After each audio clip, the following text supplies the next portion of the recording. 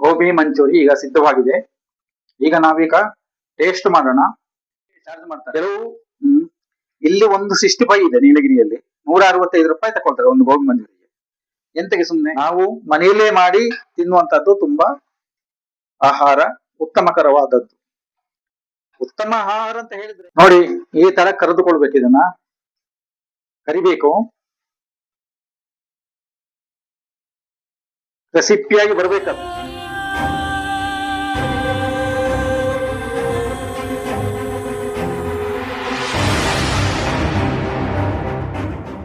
ನಮ್ಮ ಆತ್ಮೀಯ ಎಲ್ಲರಿಗೂ ಉಷಾ ವೆಂಕಟೇಶ್ವರ ವ್ಲಾಗ್ ಚಾನೆಲ್ಗೆ ಸ್ವಾಗತ ಅಂತ ಹೇಳ್ತಾ, ನಾನಿವತ್ತು ಹೊಸ ಒಂದು ವಿಡಿಯೋಗೆ ಬಂದೀನಿ.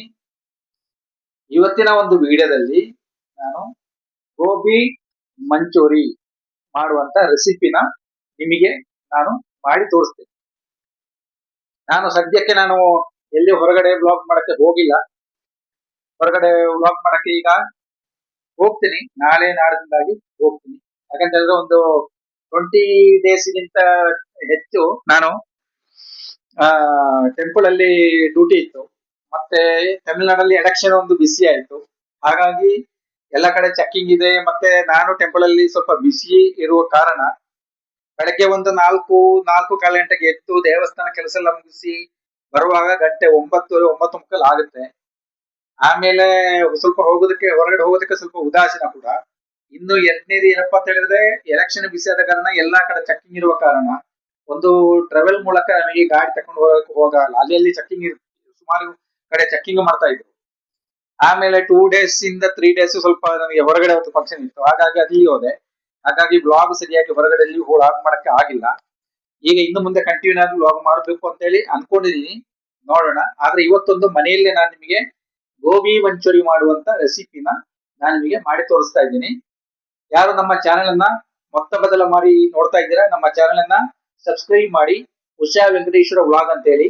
ಅದೇ ತರ ಉಷಾ ವೆಂಕಟೇಶ್ವರ ವ್ಲಾಗ್ 32 ಅಂತ ಹೇಳಿ ಇನ್ಸ್ಟಾಗ್ರಾಮ್ ಇದೆ, ಅದನ್ನು ಕೂಡ ಫಾಲೋ ಮಾಡ್ಕೊಳ್ಳಿ. ನಾವು ಹಾಕುವಂತ ವಿಡಿಯೋ ನೋಟಿಫಿಕೇಶನ್ ನಿಮಗೆ ಮೊದಲ ಬಾರಿ ಬರುತ್ತೆ. ಈ ಒಂದು ನೋಟಿಫಿಕೇಶನ್ ಇಂದ ನೀವು ನಮ್ಮ ಒಂದು ವಿಡಿಯೋನ ಮೊದಲ ಬಾರಿ ನೋಡಬಹುದು ಅಂತ ಹೇಳ್ತಾ, ನಾನು ಗೋಬಿ ಮಂಚೂರಿ ರೆಸಿಪಿನ ಮಾಡಿ ತೋರಿಸ್ತೇನೆ. ಆದ್ಮೇಲೆ ನೋಡಿ, ಗೋಬಿ ಮಂಚೂರಿ ಮಾಡೋದಕ್ಕೆ ಇಲ್ಲಿ ಸಾಮಗ್ರಿಗಳನ್ನ ನೋಟ್ ಮಾಡ್ಕೊಳ್ಳಿ. 1 ಕ್ಯಾಪ್ಸಿಕಮ್, 3 ಹಸಿಮೆಣಸುಕಾಯಿ, ಈರುಳ್ಳಿ, ಜಿಂಜರ್ ಪೇಸ್ಟ್, 150 ಗ್ರಾಮು ಮೈದಾ, 200 ಗ್ರಾಮು ಗ್ರಾನ್ ಫ್ಲವರ್, ಅದೇ ರೀತಿ ಸನ್ಪ್ಯೂರ್ ಆಯಿಲ್, ಆಮೇಲೆ ಟೊಮೆಟೊ ಸೋಸು, ಹೂಕೋಸು, ಇಷ್ಟು ನಾನು ತಗೊಂಡಿದ್ದೇನೆ.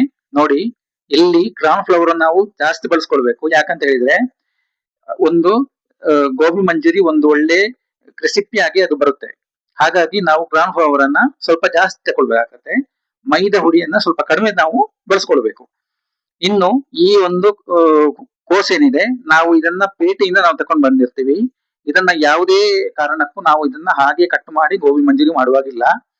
ಇದನ್ನ ಮೊದಲಿಗೆ ನಾವು ಇದನ್ನ ಒಮ್ಮೆ ವಾಶ್ ಮಾಡಿಕೊಂಡು ಆಮೇಲೆ ಕಟ್ ಮಾಡ್ಕೊಳ್ಬೇಕು. ಕಟ್ ಮಾಡಿದ ಮೇಲೆ ಇದನ್ನ 2 ರಿಂದ 3 ನಿಮಿಷ ಕುದಿಯುವ ಬಿಸಿನೀರಿಗೆ ಅರಿಶಿನ ಹುಡಿ ಮತ್ತು ಉಪ್ಪು ಹಾಕಿ ನಾವು ಒಂದು ಬೇಯಿಸ್ಕೊಳ್ಬೇಕು. ಸ್ವಲ್ಪ ಬೇಯಿಸ್ಕೊಂಡಾದ್ಮೇಲೆ 2 ರಿಂದ 3 ನಿಮಿಷ ಸಾಕು, ಜಾಸ್ತಿ ಬೇಡ. ಹುಳುಗಳೆಲ್ಲ ಇದ್ರೆ ಒಳಗೆ, ಹುಳುಗಳೆಲ್ಲ ಇದ್ರೆ ಹೊರಗೆ ಹೋಗುತ್ತೆ. ಆಮೇಲೆ ಮತ್ತೊಮ್ಮೆ ವಾಶ್ ಮಾಡಿಕೊಂಡು ನಾವಿದನ್ನ ಗೋಬಿ ಮಂಚೂರಿ ಮಾಡುವಂತದ್ದು. ಈಗ ಇದನ್ನ ನಾನು ಮೊದಲಿಗೆ ಚೆನ್ನಾಗಿ ವಾಶ್ ಮಾಡಿಕೊಂಡು ಕಟ್ ಮಾಡ್ಕೊಳ್ತೀನಿ.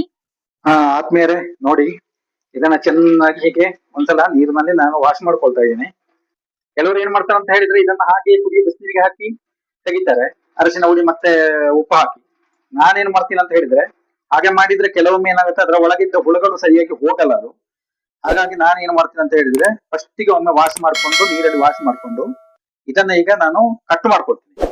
ಕಟ್ ಮಾಡ್ಕೊಂಡು ನಂತರ ಇದನ್ನ ಬಿಸಿನೀರಿಗೆ ಹಾಕಿ 2 ರಿಂದ 3 ನಿಮಿಷ ಕುದಿಯೋ ಬಿಸಿನೀರಿಗೆ ಹಾಕಿ ತೆಕ್ಕೊಳ್ತೀನಿ. ಮತ್ತೆ ಹೋಟ್ಲ್ಗಳಲ್ಲೆಲ್ಲ ಈಗ ನಾನಂತೂ ಹೋಟ್ಲಲ್ಲೆಲ್ಲ ತಿನ್ನುವ ಕ್ರಮನೇ ಇಲ್ಲ ಗೋಬಿ ಮಂಚೂರಿ. ಯಾಕಂತ ಹೇಳಿದ್ರೆ ಬಹಳ ಕಡಿಮೆ. ಮೊದಲೆಲ್ಲ ತಿಂತಾ ಇದ್ದೆ. ಈಗ ಯಾಕಂತ ಹೇಳಿದ್ರೆ ಈ ಹೋಟ್ಲಲ್ಲಿ ಗೋಬಿ ಮಂಚೂರಿ ಮಾಡುವವರು ಅದನ್ನ ಚೆನ್ನಾಗಿ ತೊಳಿತಾರೋ ಇಲ್ವಾ ಅನ್ನೋದು ನಮಗೆ ಗೊತ್ತಿಲ್ಲ. ಆಮೇಲೆ ರೇಟು ಜಾಸ್ತಿ. ಏನಂತ ಹೇಳಿದ್ರೆ, ಒಂದು ಗೋಬಿ ಮಂಚೂರಿ ಈಗ ಹೋಟ್ಲಲ್ಲಿ ನಾವು ಅದನ್ನ ಖರೀದಿ ಮಾಡ್ಬೇಕಂದ್ರೆ 165 ವರೆಗೆ ಚಾರ್ಜ್ ಮಾಡ್ತಾರೆ. ಇಲ್ಲಿ 165 ಇದೆ ನೀಲಗಿರಿಯಲ್ಲಿ. 165 ರೂಪಾಯಿ ತಕೊಳ್ತಾರೆ ಒಂದು ಗೋಬಿ ಮಂಚೂರಿಗೆ. ಎಂತಕ್ಕೆ ಸುಮ್ನೆ ನಾವು ಸಾಮಾನು ತಕೊಂಡ್ ಬಂದ್ರೆ ನಾವು ಮನೆಯಲ್ಲೇ ಮಾಡಿ ತಿನ್ಬೋದು. ನಾನು ಸುಮಾರು ದಿವಸ ಆಯ್ತು ಗೋಬಿ ಮಂಚೂರಿ ಈಗ ಮಾಡದೆ ಮನೆಯಲ್ಲಿ. ನಾನು ಹಾಗೆ ಒಂದು 5-6 ತಿಂಗಳ ಮೇಲೆ ಆಯ್ತು ಗೋಬಿ ಮಂಚೂರಿ ಮಾಡಿದೆ. ಹಾಗೆ ಇವತ್ತೊಂದು ಗೋಬಿ ಮಂಚೂರಿ ಒಂದು ರೆಸಿಪಿನ ಆಗುತ್ತೆ, ಅದೇ ತರ ಮಾಡಿ ತಿಂದಾಗ ಆಗುತ್ತೆ ಅಂತ ಹೇಳಿ ಹೊರಟಿದ್ದೀನಿ. ನಿಮಗೂ ತೋರಿಸ್ಕೊಡ್ತಾ ಇದ್ದೀನಿ. ಆದ್ಮೇಲೆ ಮೊದಲು ನೋಡಿ ಹೀಗೆ ಕಟ್ ಮಾಡ್ಕೊಳ್ಳೋಣ. ಇದನ್ನ ನಮಗೆ ಇದನ್ನ ರೌಂಡ್ ರೌಂಡ್ ಹೇಗಿದೆ ಅದೇ ತರ ನಾವು ಕಟ್ ಮಾಡ್ಕೊಳ್ಬೇಕು. ಸಣ್ಣದ್ ಬೇಕಾದ್ರೆ ಸಣ್ಣದಾಗಿ ಕಟ್ ಮಾಡ್ಕೊಳ್ಬಹುದು, ಇಲ್ಲ ದೊಡ್ಡದಾದ್ರೆ ದೊಡ್ಡದು ಕಟ್ ಮಾಡ್ಕೊಳ್ಬೇಕು. ನೋಡಿ ಈ ತರ ಕಟ್ ಮಾಡ್ಕೊಂಡ್ರೆ ಸಾಕು, ಸರಿ ಬರುತ್ತೆ ಗೋಬಿ, ನಮಗೆ ಸರಿ ಬರುತ್ತೆ. ನಾನು ಎಲ್ಲಿ ಹೊರಗೆ ಹೋಗಕ್ಕೆ ಆಗ್ಲಿಲ್ಲ, ಯಾಕಂದ್ರೆ ಇಲ್ಲಿ ಸಿಕ್ಕಾಪಟ್ಟೆ ಬಿಸಿಲಿದೆ. ಮತ್ತೆ 23 ತಾರೀಕಿವರೆಗೆ ನನಗೆ, ಅಲ್ಲ ಸಾರಿ 23 ತಾರೀಕಿವರೆಗೆ ನನಗೆ ದೇವಸ್ಥಾನದಲ್ಲಿ ಡ್ಯೂಟಿ ಇತ್ತು. ಆಮೇಲೆ ಮತ್ತೊಂದು 2 ದಿವಸ ಡ್ಯೂಟಿ ನನಗೆ ತ್ರಿಶೂರಲ್ಲಿ ಇತ್ತು. ಹಾಗಾಗಿ 24, 25, 26 ನಿನ್ನೆ ಸಂಜೆ ನಾನು ಬಂದೆ ತ್ರಿಶೂರಿಗೆ ಹೋಗಿ. ನಿನ್ನೆ ಬಂದೆ ನಾನು. ಮೊನ್ನೆ ಹೋಗಿ ನಿನ್ನೆ ಸಂಜೆ ರಾತ್ರಿ ಬಂದಿರೋದು ತ್ರಿಶೂರಿಗೆ ಹೋಗಿ. ನೋಡಿ ಈ ತರ ನಾವು ಕಟ್ ಮಾಡ್ಕೊಂಡ್ರೆ ಸಾಕಾಗುತ್ತೆ. ಕೇರಳದಲ್ಲಿ ಅಂತೂ ಸಿಕ್ಕಾಪಟ್ಟೆ ಬಿಸಿಲಿದೆ. ಪಾಲಘಾಟು ಮತ್ತೆ ತ್ರಿಶೂರು ಅಲ್ಲೆಲ್ಲ ನಮಗೆ ನಿಲ್ಲಕ್ಕೆ ಆಗಲ್ಲ, ಅಲ್ಲಿ ಆ ತರದ ಒಂದು ಪರಿಸ್ಥಿತಿ ಬಂದ್ಬಿಟ್ಟಿದೆ. ಸಿಕ್ಕಾಪಟ್ಟೆ ಬಿಸಿಲು ಅಂತ ಹೇಳಿದ್ರೆ ಸಿಕ್ಕಾಪಟ್ಟೆ ಬಿಸಿಲು, ಊಟನೂ ಸೇರಲ್ಲ ಅಲ್ಲಿ.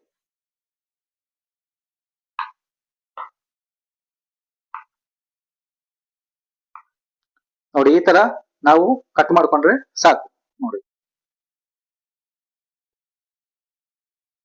ಈ ತರ ನಾವು ಕಟ್ ಮಾಡ್ಕೊಳ್ಬಹುದು.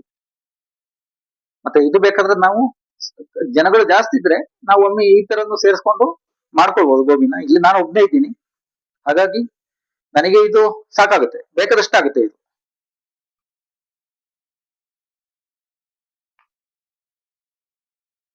ಹಾಗಾದ್ರೆ ನಾನು ಇದನ್ನ ಸಂಪೂರ್ಣವಾಗಿ ನಾನು ಈಗ ಹಂಚ್ಕೊಳ್ತೀನಿ.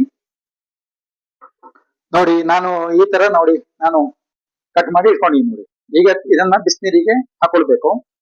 ಇದನ್ನ ಜೊತೆಗೆ ನಾವೀಗ ಗೋಬಿ ಮಂಚೂರಿಗೆ ಬೇಕಾಗಿರುವಂತ ಹಸಿಮೆಣಸು ಮತ್ತೆ ಕ್ಯಾಪ್ಸಿಕಮ್, ಈರುಳ್ಳಿಯನ್ನು ಕೂಡ ನಾವೀಗ ಹಚ್ಚಿಟ್ಕೊಳ್ಳೋಣ. ಹಸಿಮೆಣಸುಕಾಯಿ ಚಿಕ್ಕದಾಗಿ ನಾವು ಕಟ್ ಮಾಡ್ಕೊಳ್ಬೇಕು. ಮತ್ತೆ ಖಾರ ಅವರವರ ಅನುಸಾರವಾಗಿ ಹಾಕೊಂಡ್ರೆ ಆಯ್ತು. ಖಾರ ಜಾಸ್ತಿ ಬೇಕು ಅಂತ ಇದ್ರೆ ಮೆಣಸು ನೋಡಿ ಸೇರಿಸ್ಕೊಳ್ಬಹುದು. ನಾನು ಇದರಲ್ಲಿ ಒಂದು ಉಪ್ಪನ್ನ ನಾನು ನಿಮಗೆ ತೋರಿಸ್ಕೊಟ್ಟಿಲ್ಲ, ಉಪ್ಪು ಕೂಡ ಸೇರಿಸ್ಕೊಳ್ಬೇಕು ನಾವು. ತೋರಿಸ್ತೀನಿ ಅದನ್ನು ಕೂಡ.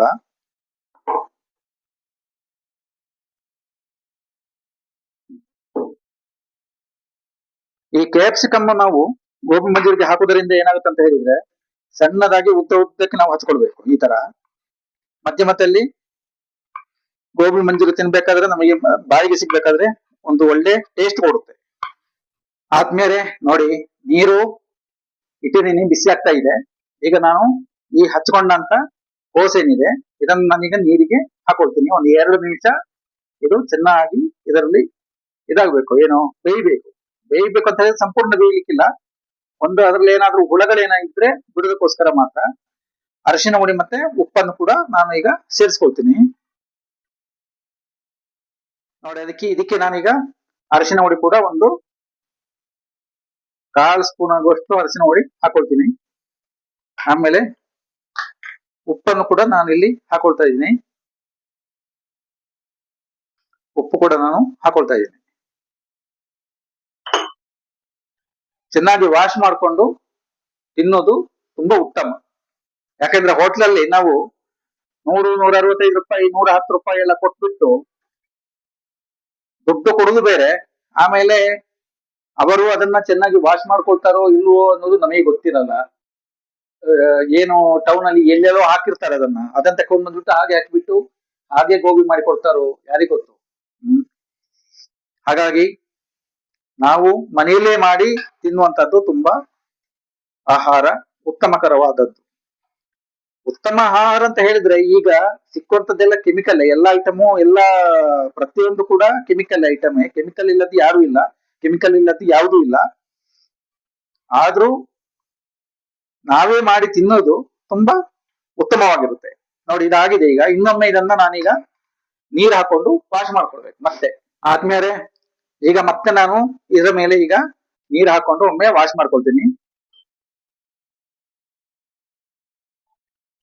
ಸಾಕು, 3 ಗ್ಲಾಸ್ ನೀರು ಹಾಕೊಂಡು ಈಗ ಒಮ್ಮೆ ಇದನ್ನ ಒಮ್ಮೆ ಕೈಗೆ ಅಲ್ಲಾಡಿಸ್ಕೊಂಡು ನಾವು ಈ ನೀರನ್ನ ಎಲ್ಲ ಕೆಳಗೆ ಬಗ್ಗಿಸ್ಬಿಡೋಣ. ಆದ್ಮೇಲೆ ಈಗ ನಾನು ಇದನ್ನ ಮೈದಾ ಮತ್ತೆ ಕಾರ್ನ್ ಫ್ಲವರ್ ಎಲ್ಲ ಹಾಕಿ ಈಗ ಬೆರೆಸ್ಕೊಳ್ತೀನಿ. ಮೊದಲಿಗೆ ನಾವೀಗ ಮೈದಾ ಹಿಟ್ಟು ಹಾಕೊಳ್ಳೋಣ. ಇದು ನಾನೀಗ ಎಲ್ಲಿ ಹೊರಗಡೆ ಇಲ್ಲ, ಈಗ ನಮ್ಮ ಮನೆಯಲ್ಲೇ ಇದ್ದೇನೆ ನಾನೀಗ. ಮೊನ್ನೆ ಎಲ್ಲ ನಾನು ವಿಡಿಯೋ ಮಾಡಿ ಹಾಕಿರುವಂತದ್ದು ಅದು ಅಲ್ಲಿ ದೇವಸ್ಥಾನದ ಒಂದು ರೂಮ್ ಅಲ್ಲಿ ನಾನು ವಿಡಿಯೋ ಮಾಡಿ ಹಾಕಿರುವಂತದ್ದು. ಇವತ್ತೀಗ ನಮ್ಮ ಮನೆಯಲ್ಲೇ ನಾನೀಗ ವಿಡಿಯೋ ಮಾಡ್ತಾ ಇದ್ದೀನಿ. ಈಗ ಇದಕ್ಕೆ ಸ್ವಲ್ಪ ಉಪ್ಪು ಹಾಕೊಳ್ಳೋಣ.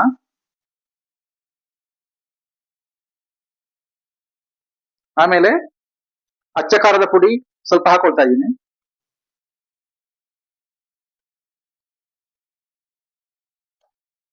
ಒಂದು ಅರ್ಧ ಸ್ಪೂನ್ ಅಷ್ಟೇ ನಾನು ಅಚ್ಚ ಖಾರದ ಪುಡಿ ಸೇರಿಸ್ಕೊಂಡಿದ್ದೀನಿ. ಅವರವರ ಖಾರಕ್ಕೆ ಎಷ್ಟು ಬೇಕು ಅನುಸಾರವಾಗಿ ಸೇರಿಸ್ಕೊಳ್ಬಹುದು. ಈ ತರ ನೀರು ನೋಡ್ಕೊಂಡು ನೀರು ಹಾಕೊಂಡು ಇದನ್ನ ಚೆನ್ನಾಗಿ ಒಮ್ಮೆ ಹೀಗೆ ಬೆರೆಸ್ಕೊಳ್ಳೋದು. ಇದನ್ನ ಕಲಸ್ಕೊಂಡು ಒಂದು 10 ನಿಮಿಷ ಬಿಟ್ಟಿದ್ದೀನಿ. ಅದೇ ತರ ಇಲ್ಲಿ ಕರಿಯುವುದಕ್ಕೆ ಎಣ್ಣೆ ಕಾಯುವುದಕ್ಕೆ ಇಟ್ಟಿದ್ದೀನಿ.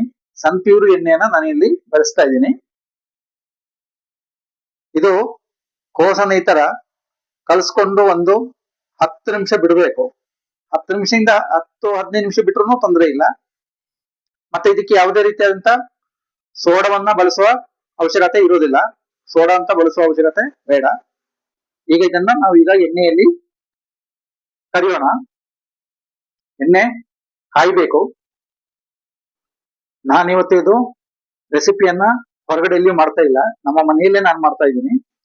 ನಮ್ಮ ಮನೆಯಲ್ಲೇ ಇದ್ದೀನಿ ನಾನು, ನೀಲಗಿರಿಯಲ್ಲಿ ಇರುವಂತ ನಮ್ಮ ಮನೆಯಲ್ಲೇ ನಾನು ಇದನ್ನ ಮಾಡ್ತಾ ಇದ್ದೀನಿ. ಮೊನ್ನೆಲ್ಲ ನೀವು ವಿಡಿಯೋ ನೋಡಿದ್ದು ದೇವಸ್ಥಾನದ ಒಂದು ರೂಮು. ಕೆಲವೊಮ್ಮೆ ನಾನು ಮನೆಯಲ್ಲಿ ಇರ್ತೀನಿ, ದೇವಸ್ಥಾನದಲ್ಲಿ ಡ್ಯೂಟಿ ಇದ್ರೆ ಅಲ್ಲಿ ರೂಮ್ ಅಲ್ಲಿ ಕೆಲವೊಮ್ಮೆ ಅಡುಗೆಯನ್ನು ಅಲ್ಲಿಯೇ ಮಾಡ್ಕೊಂಡು ಅಲ್ಲಿಯೇ ಇರ್ತೀನಿ. ಯಾಕಂತ ಹೇಳಿದ್ರೆ ಮತ್ತೆ ನಾನು ಸಿಂಗಲ್ ಇರ್ಬೇಕಾದ್ರೆ ಇಲ್ಲಿ ಬರೋ ಅವಶ್ಯಕತೆ ಇರೋದಿಲ್ಲ. ಕೆಲವೊಮ್ಮೆ ಮನೆಗೆ ಬಂದು ಹೋಗ್ತಿರ್ತೀನಿ ಅಷ್ಟೇ.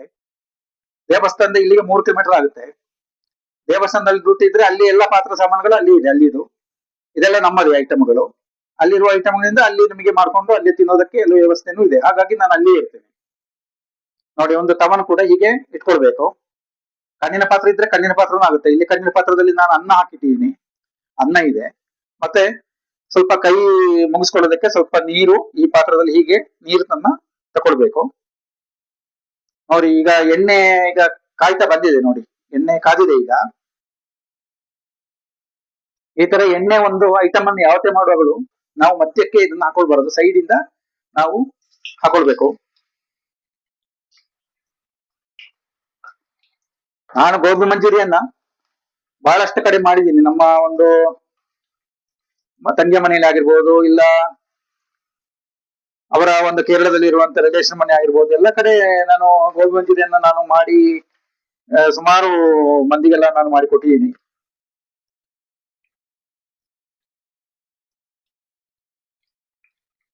ಗೋಬಿ ಮಂಚೂರಿಯನ್ನ ಬೇರೆ ಬೇರೆ ಸ್ಟೈಲ್ ಅಲ್ಲಿ ಮಾಡ್ತಾರೆ. ಮತ್ತೆ ಕೋಸಿಂದ ಮಾತ್ರ, ಇದು ಹೂಕೋಸಿಂದ ಮಾತ್ರ ಮಾಡುವಂತದ್ದಲ್ಲ, ಮತ್ತೆ ಎಲೆಕೋಸಿಂದಲೂ ಕೂಡ ಮಾಡ್ತಾರೆ, ಬೀಜದಿಂದಲೂ ಕೂಡ ಮಾಡ್ತಾರೆ. ಸಾಧಾರಣ ಮೈಸೂರು ಮತ್ತೆ ಬೆಂಗಳೂರಲ್ಲಿ ಎಲ್ಲ ಎಲೆಕೋಸಿಂದಲೇ ಮಾಡುವಂಥದ್ದು.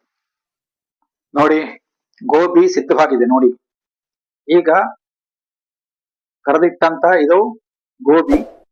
ಈಗ ನಾವು ಒಂದು ಬನಾಳೆಯಲ್ಲಿ ಸ್ವಲ್ಪ ಎಣ್ಣೆ ಹಾಕೊಂಡು ಅದಕ್ಕೆ ಕ್ಯಾಪ್ಸಿಕಮ್, ನೀರುಳ್ಳಿ ಎಲ್ಲ ಹಾಕೊಂಡು ನಾವು ಇದನ್ನ ಮಂಚೂರಿ ಮಾಡ್ಕೊಳ್ಬೇಕು. ಮಂಚೂರಿಯನ್ನ ಈಗ ಮಾಡ್ಕೊಳ್ಳೋಣ. ಆದ್ಮೇಲೆ ಇಲ್ಲಿ ಗೋಬಿಯನ್ನ ನಾನು ಈಗ ಸಿದ್ಧ ಮಾಡ್ಕೊಂಡಿದ್ದೀನಿ. ಅದೇ ತರ ಬನಾಳೆಯನ್ನ ಗ್ಯಾಸ್ ಮೇಲೆ ಇಟ್ಕೊಂಡಿದ್ದೀನಿ. ನೋಡಿ, ಪ್ಲೇಟಲ್ಲಿ ಕ್ಯಾಪ್ಸಿಕಮ್ಮು, ನೀರುಳ್ಳಿ, ಹಸಿಮೆಣಸಿಕಾಯಿನ ತೋರಿಸ್ಕೊಡ್ತಾ ಇದ್ದೀನಿ. ಜಿಂಜರ್ ಪೇಸ್ಟು, ಆಮೇಲೆ ಸ್ವಲ್ಪ ಮೆಣಸಿನ ಹುಡಿ, ಉಪ್ಪು ಹಾಕಿ ಕಳಿಸ್ಕೊಂಡಿದ್ದೀನಿ. ನೀರು ಮಾಡಿಕೊಂಡು ಖಾರಕ್ಕೆ ಅನುಸಾರವಾಗಿ. ನನಗೆ ಖಾರ ಸ್ವಲ್ಪ ಕಡಿಮೆ ಅನ್ನಿಸ್ತದೆ ಅದಕ್ಕೆ ಬೇಕಾಗಿ. ಮತ್ತು ಎಣ್ಣೆ ಇದೆ, ಆಮೇಲೆ ಸೋಸ್ ಇದೆ. ಅಲ್ಲಿ ಇದು ವಾಯ್ಸ್ ರೆಕಾರ್ಡು ನಾನು ಸಪ್ರೇಟಾಗಿ ಹಾಕ್ತಾ ಇದ್ದೀನಿ. ಯಾಕಂತ ಹೇಳಿದರೆ ಅಲ್ಲಿ ವಾಯ್ಸ್ ರೆಕಾರ್ಡು ಬರಲಿಲ್ಲ, ಹಾಗಾಗಿ ನಾನು ಇದನ್ನು ಸಪ್ರೇಟಾಗಿ ನಿಮಗೆ ನಾನು ಹಾಕಿ ತಿಳಿಸ್ತಾ ಇದ್ದೀನಿ. ನೋಡಿ ಸೋಸ್ ಕೂಡ ಇದೆ. ಈಗ ನಾನು ಗೇಸನ್ನು ನಾನು ಇಲ್ಲೇ ಹಚ್ಕೊಳ್ತಾ ಇದ್ದೀನಿ. ಗೇಸ್ ಹಚ್ಕೊಂಡು ಅದಕ್ಕೆ ಸ್ವಲ್ಪ ಎಣ್ಣೆಯನ್ನು ನೀವು ಬಳಸ್ಕೊಂಡ್ರೆ ಸಾಕು. ಜಾಸ್ತಿ ಎಣ್ಣೆಯನ್ನು ಯಾವತ್ತೂ ಹಾಕ್ಕೊಳ್ಬಾರ್ದು. ಜಾಸ್ತಿ ಎಣ್ಣೆಯನ್ನು ನಾವು ಹಾಕ್ಕೊಂಡ್ರೆ ಏನಾಗುತ್ತೆ ಅಂತ ಹೇಳಿದರೆ ಕೊಲೆಸ್ಟ್ರಾಲ್ ಬರುತ್ತೆ. ಎಣ್ಣೆ ಜಾಸ್ತಿ ಯಾವತ್ತೂ ನಾವು ಸೇವಿಸ್ಕೊಳ್ಬಾರ್ದು.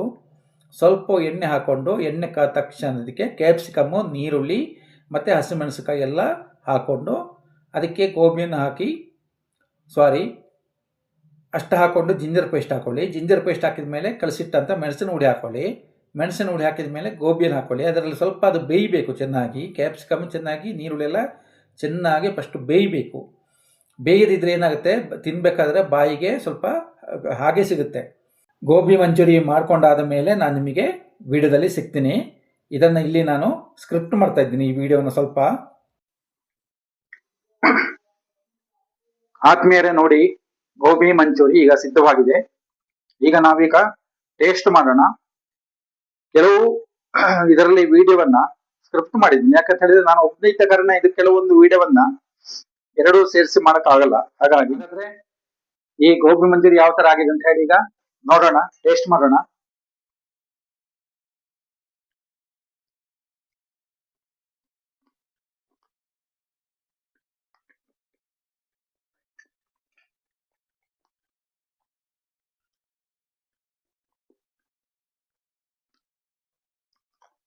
ಇದನ್ನು ತಿನ್ಬೇಕಾದ್ರೆ ನಮಗೆ ಬಾಯಲ್ಲಿ ಒಳಗೆ ಏನ್ ನಾವು ಸೋಸ್ ಹಾಕಿರ್ತೀವಿ ಆ ಒಂದು ಹುಳಿ ಸ್ವಾಧೀನ ನಮಗೆ ಬಾಯಿಯ ಒಳಗೆ ಎಲ್ಲ ಹಾಗೆ ಹಿಡ್ಕೊಳ್ಳುತ್ತೆ. ಆಮೇಲೆ ಖಾರ, ಉಪ್ಪು ಎಲ್ಲ ಲೆವೆಲ್ ಆಗಿದೆ, ಎಲ್ಲ ಕರೆಕ್ಟ್ ಆಗಿದೆ. ಸೋಸ್ ಬೇಕಾದ್ರೆ ಇನ್ನು ಕೂಡ ಸ್ವಲ್ಪ ನಾವು ಹಾಕೊಳ್ಬಹುದು. ಹಾಗಾದರೆ ಈ ಒಂದು ಗೋಬಿ ಮಂಚೂರಿ ರೆಸಿಪಿ ನಿಮಗೆ ಇಷ್ಟವಾಗಿದೆ ಅಂತೇಳಿ ನಾನು ಭಾವಿಸ್ತೀನಿ. ನಮ್ಮ ಒಂದು ಚಾನೆಲ್ ಉಷಾ ವೆಂಕಟೇಶ್ವರ ಬ್ಲಾಗ್ ಚಾನೆಲನ್ನು ಸಬ್ಸ್ಕ್ರೈಬ್ ಮಾಡಿ. ಉಷಾ ವೆಂಕಟೇಶ್ವರ ಬ್ಲಾಗ್ 32 ಅನ್ನು ಫಾಲೋ ಮಾಡ್ಕೊಳ್ಳಿ. ಈ ವಿಡಿಯೋನ ನಾನು ಇಲ್ಲಿಗೆ ಮುಗಿಸ್ತೀನಿ ಅಂತ ಹೇಳ್ತಾ ನಿಮಗೆಲ್ಲರಿಗೂ ಬಾಯ್.